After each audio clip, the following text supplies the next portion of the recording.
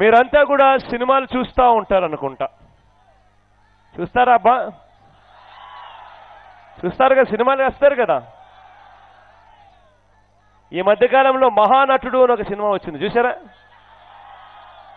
చూసారా చెల్లేదా? ఆ మహానటుడు అనే సినిమాలో మీ అందరికీ కూడా ఒక క్యారెక్టర్ కనిపించింటాడు. మహానాయకుడు అనే సినిమా ఆయన పేరు. ఆయన పేరు దొంగల్లుడు.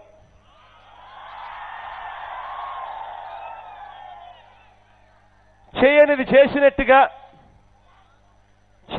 చేసినట్టుగా చేసింది చెయ్యనట్టుగా ఆయన ఈ మధ్యకాలంలో టీవీలలో అడ్వర్టైజ్మెంట్లు ఇస్తా ఉన్నాడు. మీ అందరికీ కూడా కనిపించే ఉంటాడు ఆయన. ఆయన గురించి నేను వేరే చెప్పాల్సిన పనిలా, ఆయన గారి పేరు మీ అందరికీ తెలిసే ఉంటుంది. ఆయన గారి గుణగుణాల గురించి ఒక్క లైన్ చెప్తే మీ అందరికీ డౌట్ కూడా ఉండదు. సొంత కూతుర్నిచ్చిన మామను వెన్నుపోటు పొడిచిన వ్యక్తి ఎవరు అని నేను చెప్పాల్సిన పనిలా మీ అందరికీ కూడా తెలుసు. 5 సంవత్సరాల ఈ పరిపాలనలో అవినీతిని చూశాం, హత్యలు చూశాం, దుర్మార్గాలు చూశాం, మోసం చూశాం.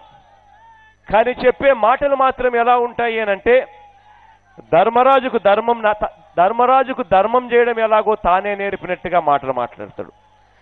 హరిశ్చంద్రుడికి నిజాలు ఎలా చెప్పాలో తానే చెప్పినట్టుగా బిల్డప్ ఇస్తాడు మనందరికీ. మాటలు చూస్తే ఆ స్థాయిలో అబద్ధాలు చెప్పగలుగుతాడు, ఆ స్థాయిలో మోసాలు చేయగలుగుతాడు. మీడియాను మేనేజ్ చేయడంలో ఆయనను మించిన వ్యక్తే ఉండడు. ఈనాడుతో పోరాటం చేస్తూ ఉన్నాం, ఆంధ్రజ్యోతితో పోరాటం చేస్తూ ఉన్నాం, TV5తో పోరాటం చేస్తూ ఉన్నాం, అమ్ముడు పోయిన అనేక మీడియా ఛానళ్లతో కూడా ఇవాళ పోరాటం చేస్తూ ఉన్నాం.